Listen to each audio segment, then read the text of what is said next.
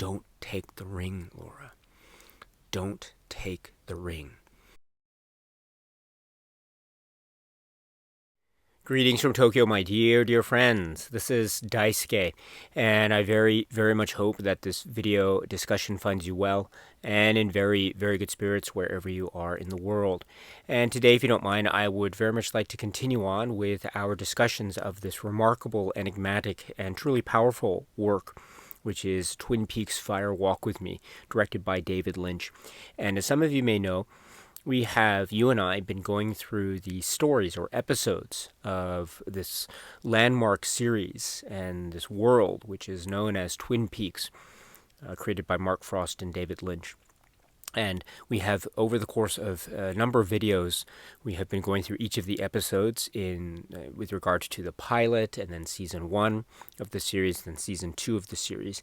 And then we have, that journey has brought us, here to this point, which is at long last a discussion of one of my favorite films, which is Twin Peaks: Fire Walk With Me. And we have been, in turn, talking about this work specifically in a type of incremental approach. So please permit me, if it's okay today, to continue on with such increment and talk about yet another portion of this remarkable work, Twin Peaks: Fire Walk With Me. And so with that, my dear friends, let me start with the preliminaries, which is, first off, I will, or I may, talk about or refer back to specific points that may have emerged anywhere in the pilot or in any of the episodes in season 1 or any of the episodes of season 2. So anything that has been broadcast or released prior to the release date of Twin Peaks: Fire Walk With Me, I may refer back to. However, I will not directly make any reference to any story or episode or part that has been released subsequent to the release of Twin Peaks: Fire Walk With Me.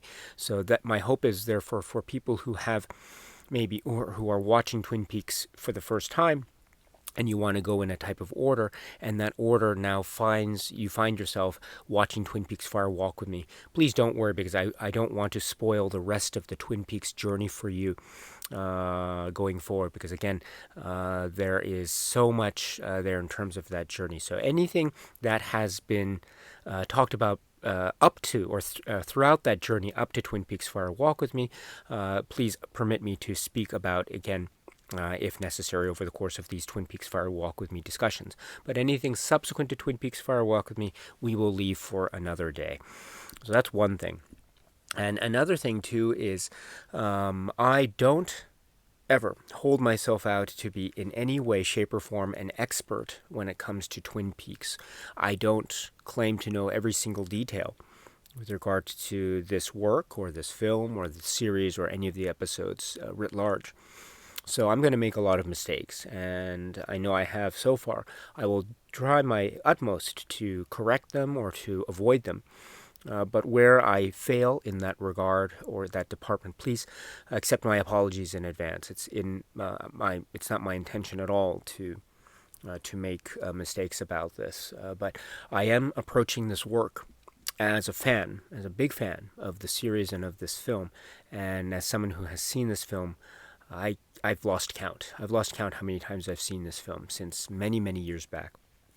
So, and it's been haunting me, it's been plaguing me, I've been perplexed by it, I've been totally bewildered by it, and I've been in awe of it, and I've been felt a sense of wonder and amazement about it at the same time. So that is the perspective. That's the approach that I'm coming from here when I'm speaking about this work, Twin Peaks: Fire Walk With Me. So, without further ado, let us now speak about this film. So one last chance, again, one last warning for anyone who has not yet seen Twin Peaks: Fire Walk With Me. I strongly recommend that you turn off this video right now and then watch the film, and then you can come back. Also, as part of that, my strong suggestion is, do not watch Twin Peaks: Fire Walk With Me until you have seen the pilot, and then season 1, and then season 2 of the series Twin Peaks. So please watch the pilot, and then season 1, and then season 2, and then I think you'd be in the best position to be able then to watch Twin Peaks Fire Walk with me. But if you, so without further ado, my friends, if you're okay, let us continue with our discussion of Twin Peaks Fire Walk with me.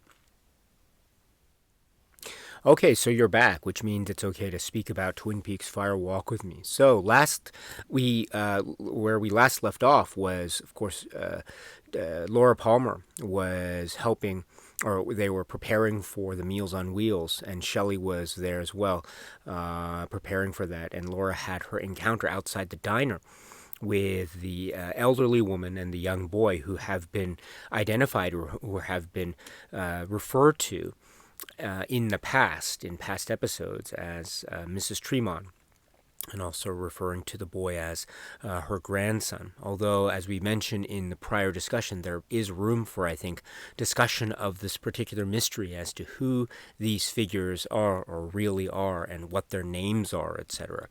And we might get a little sense of that maybe when we get to the closing credits of this film. Also, we might have gotten a little sense of that already when we think back to the scene involving Dale Cooper and Carl Rodd at Fat Trout, and the lot where the trailer used to be, and who occupied the trailer, and also who occupied the space prior to the people who last occupied the space, as we recall. But in any event, that's where we last left off, and that brings Laura in a type of fit of frenzy and worry and hurry, and going back to her home, of course, because of some kind of fear about who might be in her room, or who might be there. And of course, we know so far that she is aware of this figure, this specter, this dangerous figure known as Bob. We know that she knows this because of what she told Harold Smith in the scene earlier in the film. But the revelation that is about to come is one that startles her, and indeed it reminds us of the real horrors and the depth of the sinister underpinnings of the story arcs of Twin Peaks all the way back from the pilot. So, but what am I referring to specifically? Of course, I'm referring to the scene where she returns to her house, and it seems to be it's daylight. It's also quiet and empty, seemingly so, when she goes into the house for the first time. There doesn't seem to be anyone in the first floor, but then we get the shot of the stairway up to the second floor. We get a shot of the ceiling fan, and there seems to be an ominous, sinister mood set in already. Now, I should point out here that this is another great example where we have a scene in Twin Peaks where the seemingly idyllic and seemingly peaceful, tranquil setting of this interior house, which is very much a part of a suburban living, in a manner of speaking. And with that, of course, there is this type of sense or sensibility in terms of atmosphere and feeling and mood of a type of peaceful nature. However, as we know, in the hands of Mark Frost and David Lynch in the series Twin Peaks, and also in some of the great examples of the filmography of David Lynch, we know that these artists can take these images that seem on the surface to be very peaceful and tranquil, and then turn them on their heads in an instant to make them suddenly very sinister and ominous and portentous and foreboding. One of the great examples in the David Lynch filmography is, of course, the opening of Blue Velvet, the film Blue Velvet, which has these white picket fences, the yards, the sunshine days, and the houses. But then underneath that, we have a close-up of the bugs and what lies underneath. And that becomes a great sort of metaphor for the sort of tranquil surface level, but underneath it lays hidden something much more dangerous and much more sinister. Well, I think the same type of metaphorical approach occurs throughout Twin Peaks, and scenes like this are a great reminder of this, how we have some kind of seemingly on the surface a peaceful setting, that being the house of the Palmers. But things like a stairway up to the bedroom on a sunshiny day, or a ceiling fan, or just a living room, can suddenly turn ominous all of a sudden and almost without warning. And indeed, this is what happens when she enters the house. Laura Palmer, she goes up to the second floor to her bedroom, and she opens the door very slowly, and lo and behold, who do we see and what do we hear? We get the shock of the sight, we get the shock of the sound of the soundtrack, and even the extreme close-up of the inside of the mouth and the throat of this figure, who is Bob, seemingly trying to reach behind the set of drawers there, which seems to be implicating that he is finding out or knowing about the hiding place of the secret diary of Laura Palmer, which is also a very important plot point, as we know from the early goings-on of the series. So this is a big deal, and I say a big deal. It's a very shocking, frightening moment. She screams, he screams, and in fact, we all scream, in fact. And as I say, there is this close-up of the inside of his throat. It's a reminder, too, of this type of close-ups, extreme close-ups of mouths and inside of mouths that we saw earlier in the film when Philip Jeffries returned, and while he returned and was talking to Gordon Cole and Dale Cooper and Albert, etc., we had the overlap, the superimposition of the room, this mysterious room, and the Formica table, and Garmon Bozia, and the man from another place, and Bob sitting at the same table, along with other mysterious figures in that room. And we had this idea of close-ups, or extreme close-ups of the inside of mouths. Remember in that scene when we had a character seemingly mouth out the word electricity. And so we have another close-up of the mouth. We also have the appearance of Bob, which is also a reminder of this very eerie scene, the Philip Jeffries scene early on in the film. So there's a type of connection there, quite obviously, I think. And also, we have to remember, too, that when Laura comes out of the house at this point, all shaken and very, very traumatized, and she's hiding in the sort of the side area there, the front lawn, and then she almost immediately afterwards sees emerge from the house none other than her father, Leland Palmer, who seems to be quite oblivious to Laura being there, and he just very nonchalantly gets into his car and drives away.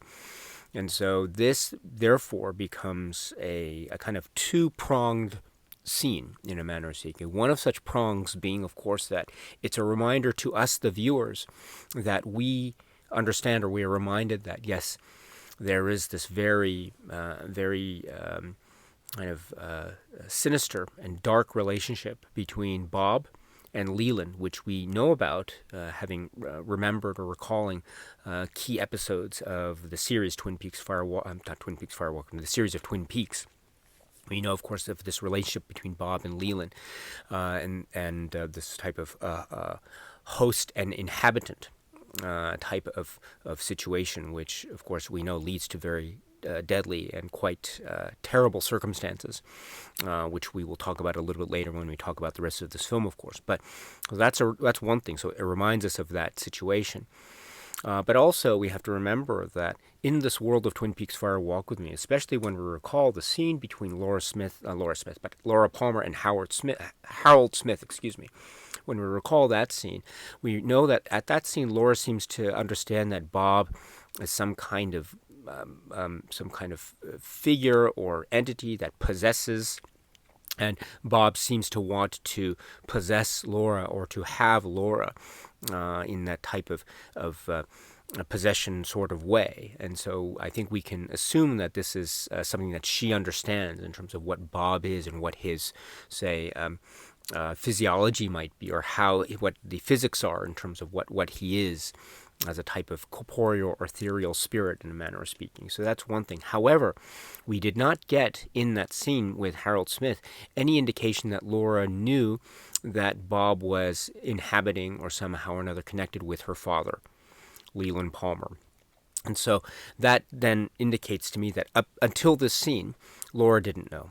Laura didn't know about this connection between her father and Bob, which makes her reaction here in this scene all the more telling and quite critical and crucial to the whole plot, or the whole universe of Twin Peaks, because if we understand that one of the key, or perhaps one of the most important and crucial relationships in all of Twin Peaks is that between the Leland Palmer and Laura Palmer, father and daughter, If we understand this, and we understand how, in a sense, everything in the world of Twin Peaks revolves around this relationship, in a manner of speaking, if we can look at it through that prism, then we can understand that this revelation and this sudden understanding of Laura, that her father is indeed somehow or another connected in this very terrible way to Bob, this, and she seems almost to want to deny this. She doesn't want to believe that this is happening in this fit of frenzy. So, but this is therefore very, very significant.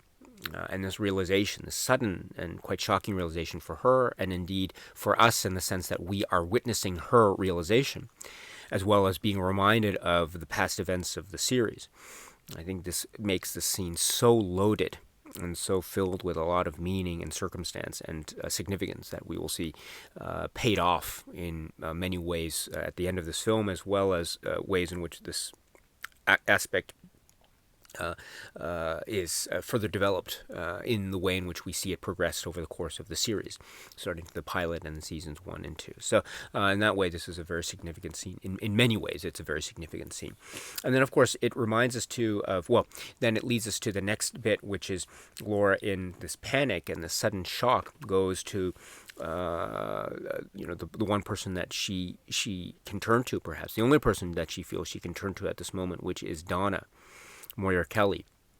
And she goes to the Hayward household, and then the door opens, and of course Donna's wanting to help but not quite sure what's going on, and there's a moment where, are you my best friend? And of course she consoles her, and then he brings her inside to the house, and then goes into a next scene involving the dinner table and the Palmer household, and Leland Palmer being quite, maybe not belligerent is the right word, but being quite eerie and scary. But before we get to that dinner scene or the dining table household scene, I do want to take a moment to talk about this very significant aspect, or what I consider to be a very important aspect, involving this quick moment between Donna and Laura at the doorway or the doorstep there, because it's a reminder too of I think the kind of genius casting. Maybe almost quite fortuitous, and maybe due to happenstance and circumstance beyond the control of David Lynch in terms of the casting of this character, Donna Hayward. Because as we know, as we've mentioned before, Donna Hayward was portrayed by Laura Boyle in the series, but now she's portrayed by Moira Kelly in this film. And so it's very noticeably two different actors portraying the same character. And indeed, Moira Kelly, I think, does a really fantastic job, considering that perhaps Donna Hayward as a character is perhaps best known in terms of how the character is portrayed by Laura Boyle. So in that way, Moira Kelly, I think, is working very, very well, given the certain circumstances of this of the role and the history of the role. But another thing, too, that I think is very genius about this is that it's a reminder, I think very subtle and indirect, but also very direct, about how things are what they are, but what they aren't at the same time. Things seem familiar, but then are vastly and quite dramatically different at the same time. Donna Hayward in this world of Twin Peaks Fire Walk with Me is one of the great examples of this. And I think this scene, especially how it's timed, I think it's a reminder of this for me. Because remember, we have just seen Laura react very, very shocked to the revelation that there's a kind of connection between Bob and her father. In other words, there is a possibility, a grave, grave possibility, that her father is not the person that she hopes and wants him to be. Or at least there is the possibility of that anyway, because of the occupation via Bob. And so this then goes into one of the great themes of Twin Peaks, namely things and places and people that we think are familiar to us end up becoming very unfamiliar, and that unfamiliarity leads to fright and dread and fear. Case in point, Leland Palmer. To our eyes and to Laura's eyes and to Sarah Palmer's eyes, etc., he is the father of the household. He is a loving husband. He is a loving father. But actually, the surface level betrays underneath the sinister presence of this figure of Bob, whether that is a direct thing or whether it's a metaphor for something else. But in any event, what we see is not what really is. And so, therefore, what we think is familiar ends up becoming quite unfamiliar indeed, and that leads to the shock or scare. Thus, the reaction that Laura had prior to the scene involving her and Donna Hayward. Okay, so things aren't what they seem to be. Now, that is, I think, turned on its head in this brilliant way just one sequence later, which is we meet Donna Hayward again. And Donna Hayward, as portrayed by Moira Kelly, is someone that we know this character, and this character is or should be the same character that we have come to know and love in the series. However, it's being portrayed, or she is being portrayed, by a different actor. And so the appearance of Donna Hayward is very different from that which we have become accustomed to when we've watched the pilot and the seasons. However, there is a sense of continuity, or there ideally would be a sense of continuity as we watch Moira Kelly's performance as Donna Hayward, and I think there is. But it's a sense of continuity that, again, reminds us of even where we have things that look quite different, there could be a feeling of the similar. So we have an opposite effect happening here. So on the one hand, Leland Palmer in the scene prior is something where it looks very much familiar to us, but then underneath is something that is very unfamiliar. Whereas with Donna, in the hands of Moira Kelly, appearances give us that, I think, initial impression that this is someone that's different than what we're used to, but then underneath we understand that there is a type of continuity, or ideally there would be a type of continuity. So it's a type of mirror image that's happening, again, with the Leland character and, again, Donna Hayward, Moira Kelly, Laura Flynn Boyle dynamic. And I think that juxtaposition and those moments happening side by side to each other, I think, is one of the great genius moments of this film. And it's a reminder of the way in which this type of metaphor works in the world, it operates in the world of Twin Peaks, namely the idea of things seemingly, they feel familiar but not. There is a type of similarity but difference.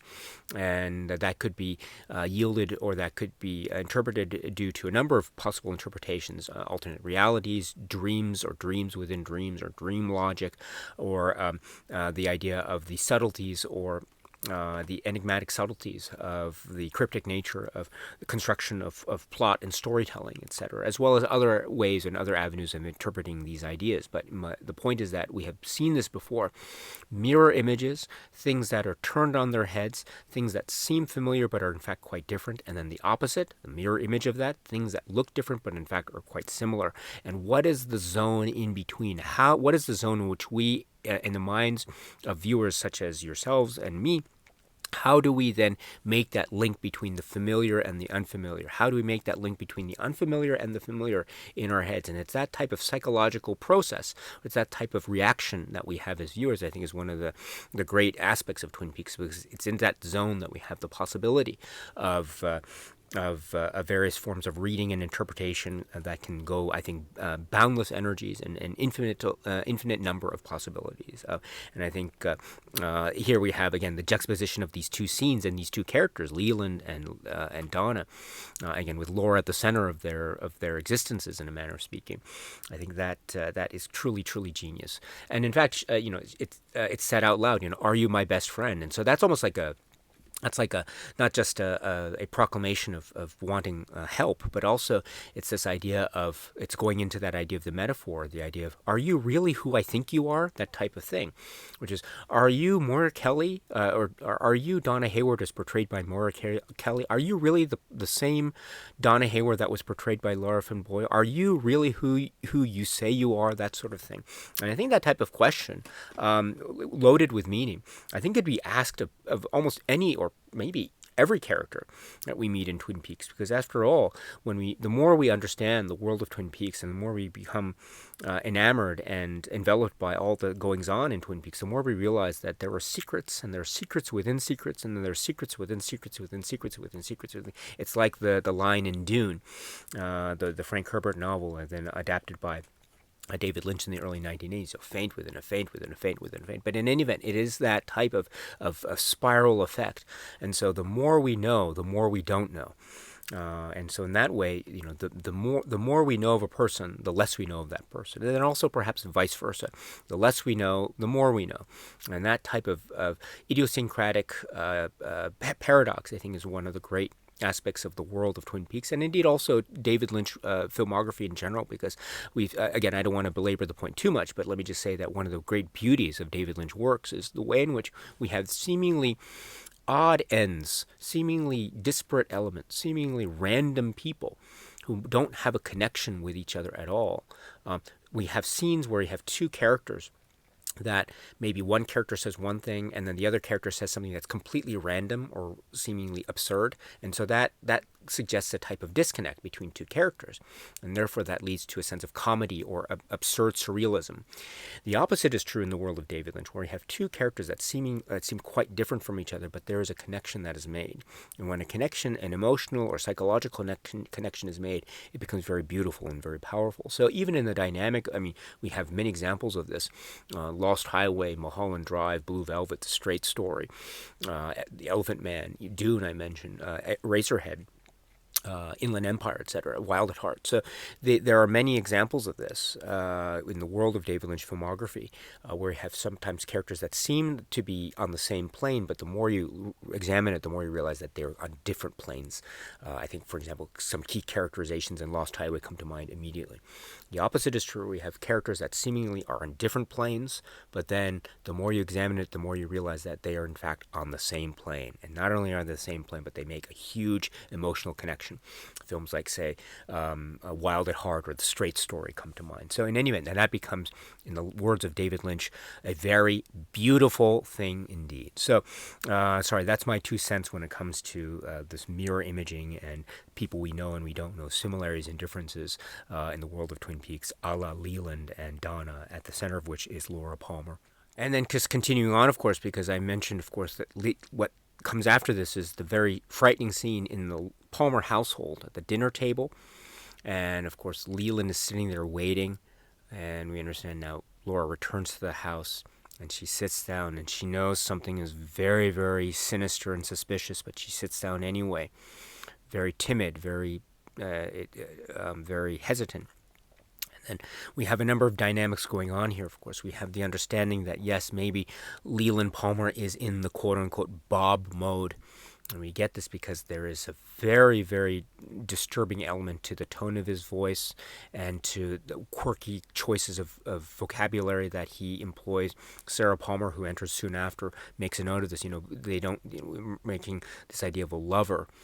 They don't call them lovers, and so that kind of odd use of word choice, seems to suggest to us, at least anyway, that Leland is not the Leland that we would like to think he is, but in fact this is maybe a Bob sort of Leland. Now, this is also carried on in terms of the way in which he stands over her.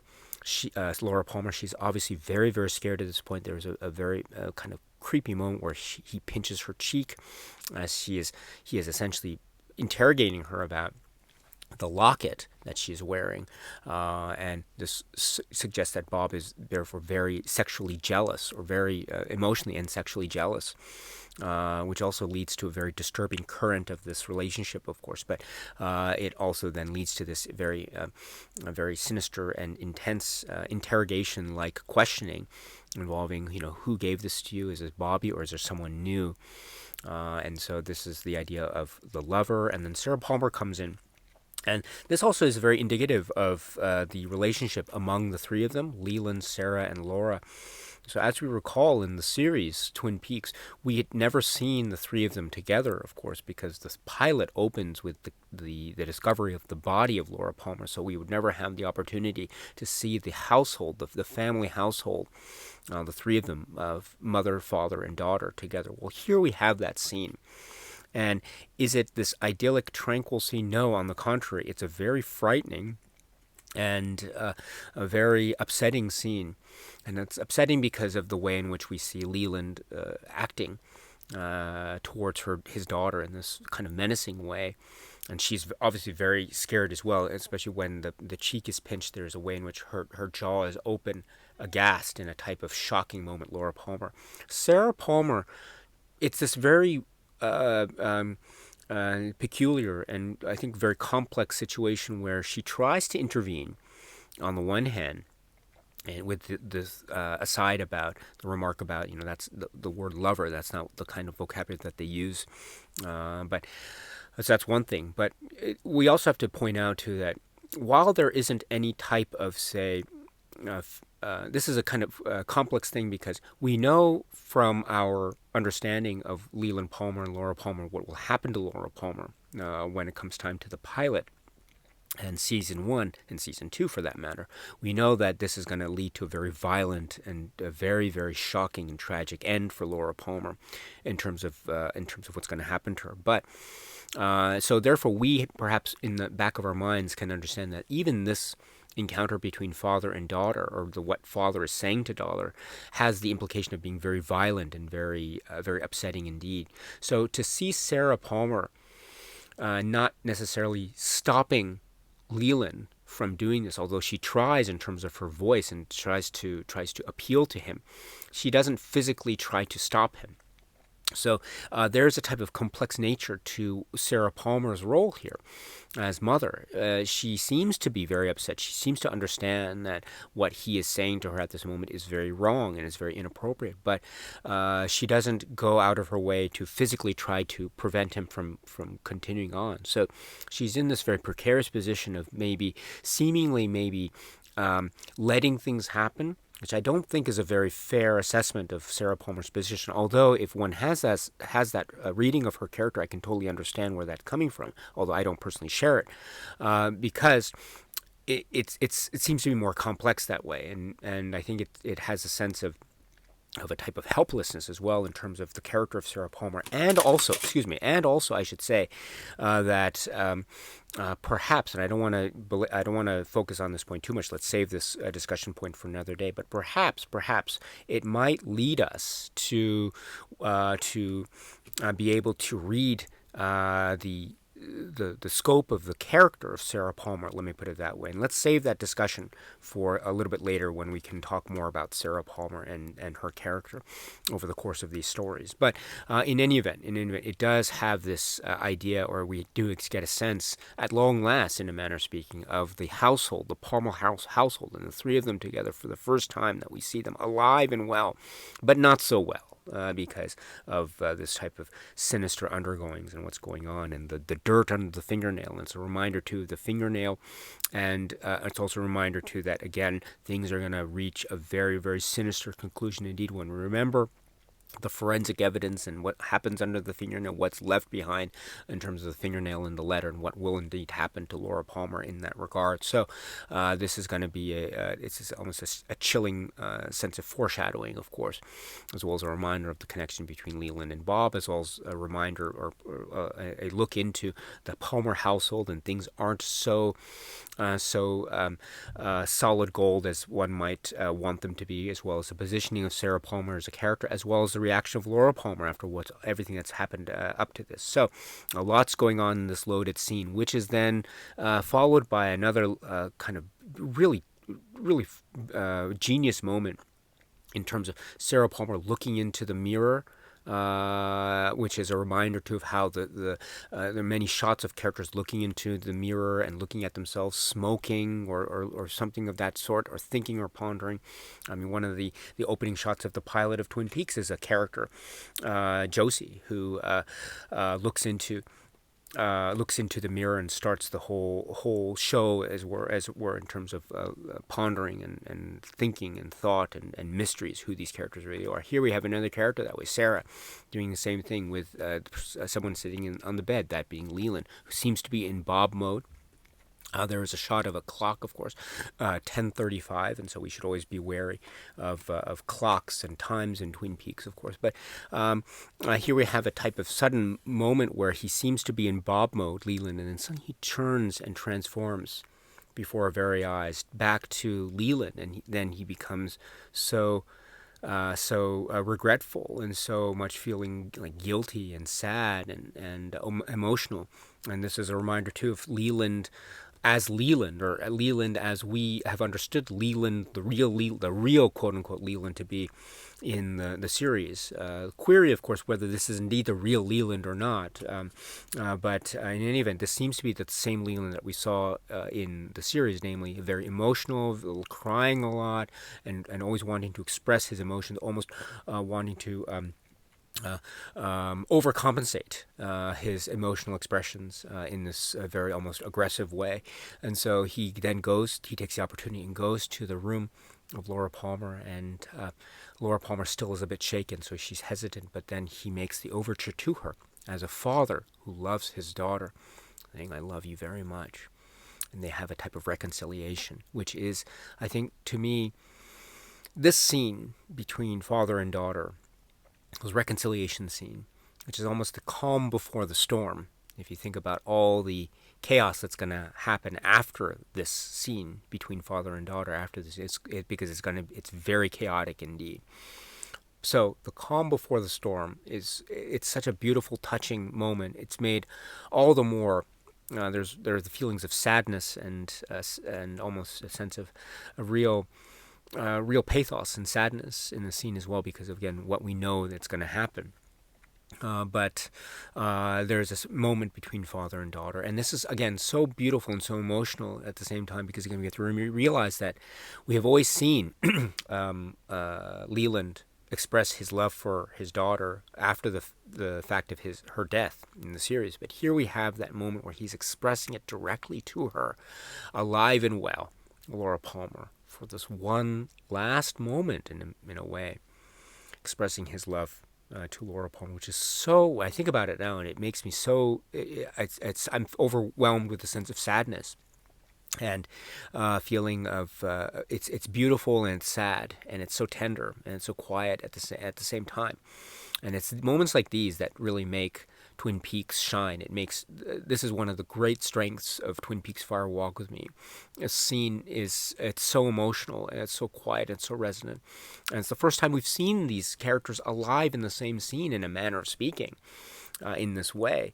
But it's also perhaps the last time that they're going to be this type of beautiful, loving father-daughter, because, again, what the chaos that's going to happen. But before we get to that, let us just be reminded of the love that Leland has for his daughter Laura here. And so it's a beautiful moment, and then he leaves, leaving her alone, of course. And then this goes into that great moment involving, well, again, this idea too of the realization too of what the elderly lady told her to do about the painting, put it on her wall, and so she recalls this moment and then this detail about it being left behind in the lawn, but then she retrieves it, puts it back on her wall, and then questioning, all this thing going on. Is this really happening? Is this really what's going on? But then it goes into, of course, the nighttime and twilight and the going to sleep, and then the painting, and then the dream.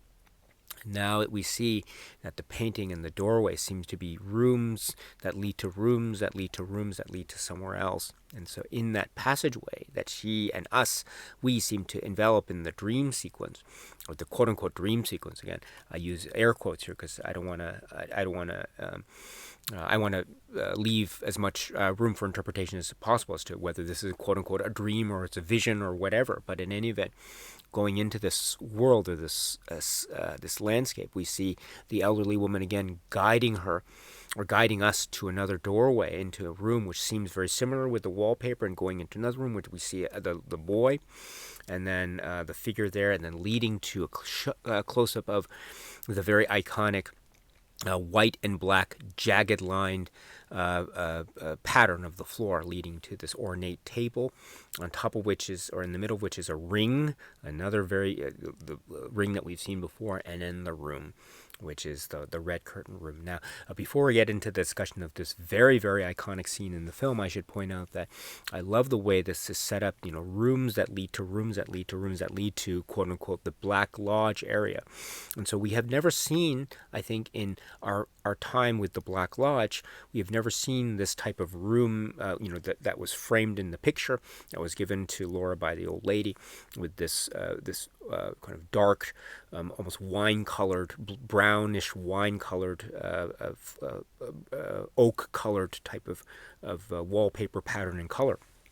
So we've never seen this, but it's a reminder of a number of things. It's a reminder of, for instance, at the end of season 2, and the final sequence there involving Dale in the Black Lodge, we see that he goes from room to room to room. And then he sees, for instance, doppelganger, and sees empty rooms here, and then he goes back to the same room, the same space again. So it seems like in there we have a repetition of rooms as well, much like we have repetition of rooms here.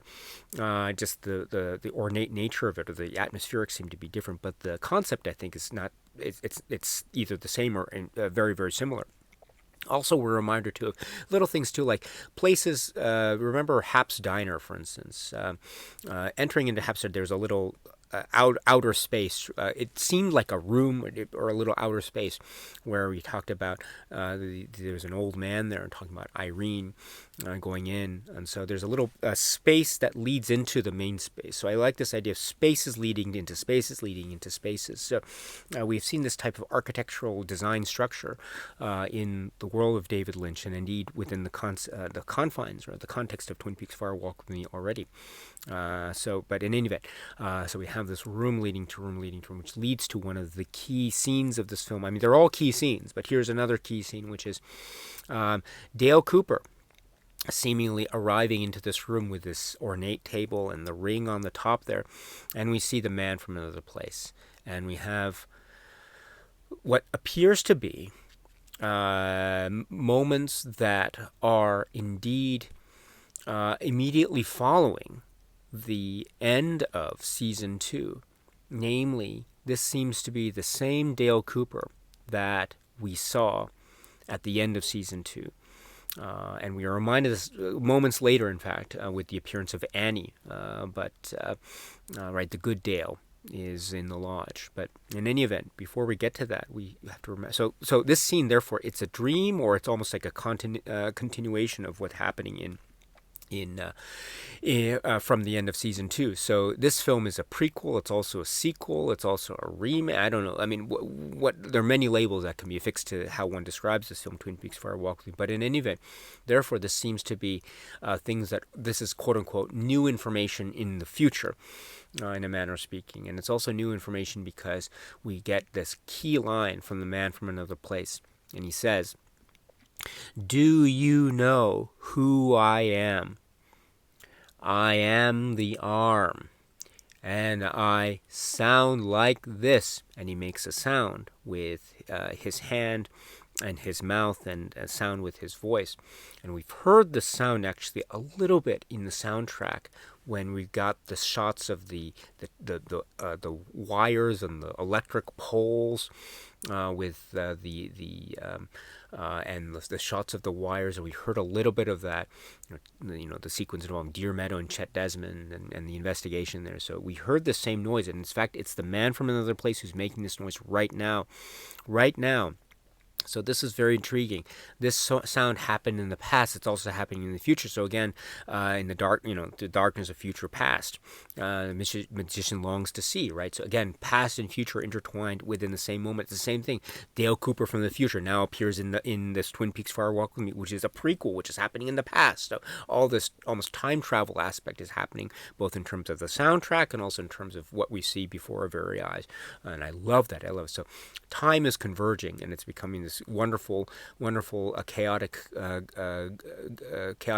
cinematic goo for us to revel in and to wonder about and to ponder and explore and interpret. But in any event, yes.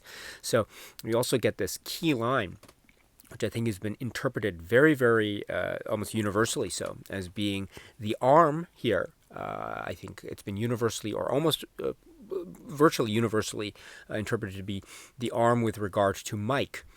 And Mike, as we know, he is the character that has one arm, and so he mentions too in the pilot about how he took the arm off because of the tattoo, because he saw the face of God.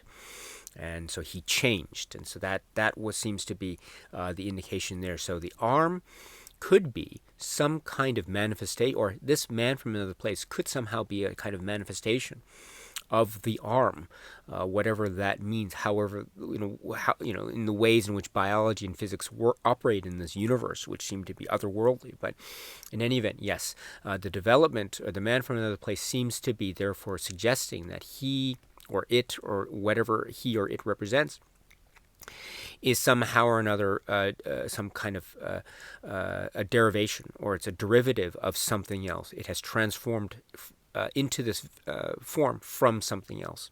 And so this idea too of transformation also comes into play, against the possibility of transformation. And indeed, we see the connection between the man from another place and Mike in the climax of the film with the line, I want all my Garmon Bozia. But we'll get to that line a little bit later. But in any event, yes, so that's, I think, the reading there. And it's also a reminder, if it's true, if this reading holds, then it's also a reminder, too, of maybe we might see the character, the man from another place, again, maybe in a different form, who knows. But in any event, the idea of transformation is always ever present. But there is a kind of a key detail there, and is open for interpretation about who the man from another place is. And, two, it's a reminder of our questioning of what's the agenda of these characters, these seemingly otherworldly characters? I mean, when we talked about the scene earlier involving Philip Jeffries, remember we were thinking, are these quote unquote good guys or bad guys? And what is it they're trying to do? Are they trying to help, or are they trying to hurt? It seems like from the Philip Jeffries scenes, the man from another place, and he's sitting across the Formica table with Bob. He seems to be and he's laughing, and he's talking about the ring. At that scene, we question, is he really is he a friend or foe?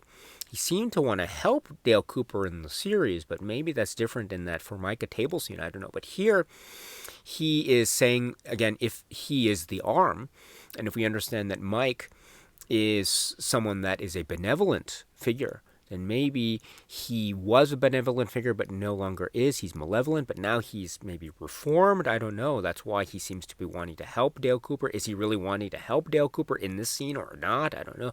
He then takes the ring, he holds it up, and he shows it to us.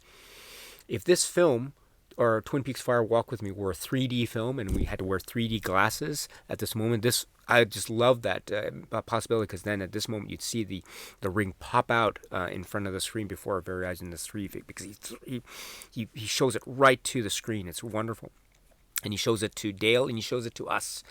And we, being the viewers, we are also Laura Palmer, because Dale looks at that and looks at the screen, or looks at the camera, looks at us and looks at Laura. And he's addressing us and Laura when Dale Cooper says, don't take the ring, Laura. Don't take the ring. So this is a very powerful, it's breaking the fourth wall in a manner of speaking, of course, but also it's a reminder that we are looking at this world or through the perspective of Laura. Also, we have to wonder, too, when we watch the film, from whose vantage point are we watching this, right? From whose perspective are we observing? This is, quote unquote, a dream sequence. So another way to put this is, who is the dreamer? Right? Who is the dreamer?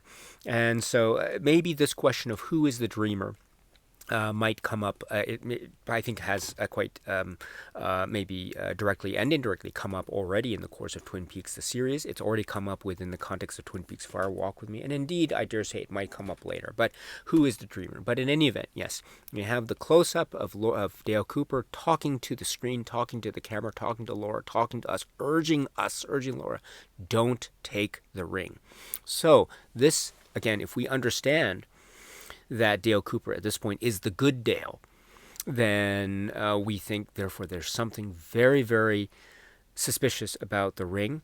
If we remember too early in the film, Chet Desmond seemed to want to reach out to this thing, this object that was atop a mound of earth underneath this trailer in Fat Trout.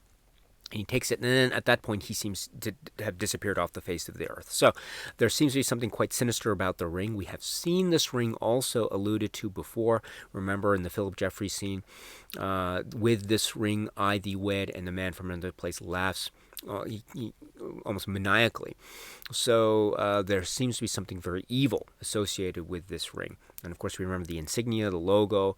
For those who you remember back in the series, especially season 2, Owl Cave, etc. So in any event, the ring seems to have sinister underpinnings here. But we then go to Laura Palmer back in her room, in bed at night. It's dark. There's a slow movement of camera. It seems to be maybe shot in reverse, although it's not quite clear to me. But there is that sense of the almost ethereal in that way, which is again I can't make a claim to this, but it feels that way. There's at least a feeling of that. There's a moment where you can see Laura in bed, and it seems like her left arm, is numb, or she can't move it, or she seems to pick it up and doesn't quite. Maybe it's numbed or it's fallen asleep or something. So this is very interesting. It's a reminder of the line that just immediately preceded this, which was, "I am the arm." It's also this idea, too, of at the end, towards the tail end of season 2 of Twin Peaks, if you remember, there's shots of some characters who had arms, or their hands would be trembling or shaking. There's an elder lady who'd be about to eat the pie, and then her hand would be shaking. Or Pete, when he's trying to wipe away a tear, you see his hand shaking. Or even Dale Cooper when he's at the window there. But in any event, that's also the sort of this link. Maybe it's there, maybe it's not. But in any event, there's another kind of activity, numbness of a hand, perhaps. And then this also leads to the scene. She turns and she sees next to her none other than Annie Blackburn, with the indication of injury and blood on her face, which is a reminder of and also the dress that she's wearing. And so this is a very important scene too, as well, because we have, in many ways, in this scene, Annie Blackburn wearing the dress which we saw her wearing at the end of season 2, which is meant to be the dress that Caroline wears, who is one of the great loves of Dale Cooper's life. And indeed, Annie also becomes a very important love interest, romantic connection between her and Dale Cooper. So Annie, Caroline, and indeed Laura are all together in the same scene, in a manner of speaking. So three of the most important female characters, from the perspective of Dale Cooper, seemingly in the same scene, in a manner of speaking. So that I think has a lot of significance carried with it, especially when we remember Dale is the connecting tissue, in a manner of speaking. Because Dale Cooper is the one who's speaking to us, and we got to this moment of Laura Palmer in her bed and Annie next to her. And Annie gives this very cryptic line about the good Dale is still in the lodge and you can't leave. Write it in your diary.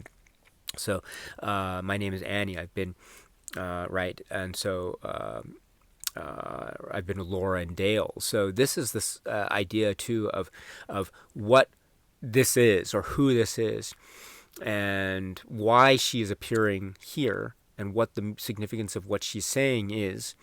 And being in the lodge, she seems to be someone who, remember, was in the lodge, or is in the lodge, because of what happened at the end there with Wyndham Earle essentially kidnapping her and taking her into the lodge. And so we know that Annie was a character that physically entered into the lodge. And so in the lodge, we understand too that we see images or specters or rumors or feelings of other people, like Leland, like the Giant, like the Man from Another Place, like Wyndham Earle, like Laura Palmer. And so we can understand perhaps that this is the reason why she says here, Annie Blackburn says, and also Dale Cooper, that she's been with Laura and Dale. And then the good Dale is still in the lodge, so write it in your diary. So and then she becomes inert again. Laura Palmer looks away and looks back, and then she sees the bed empty. It's an interesting moment, too, that Laura isn't shocked when she first sees Annie, but Laura then becomes shocked when she sees that Annie is no longer there. She's like, oh, So I always thought why isn't she shocked when she sees this stranger of a woman lying there in her bed next to her with this bloodied face? But she's not shocked then, but she's shocked when then she disappears. But in any event, and we get this really interesting moment with the hand and the open palm and the revelation of the ring on the one hand, and then grasping it and then the next morning it seems to be gone. So we don't. So is the ring there or is it not there? And what's going on here in terms of the crossover between quote unquote the dreamscape and then the quote unquote landscape of reality, and what does the ring have to do in terms of is it in her possession or isn't it?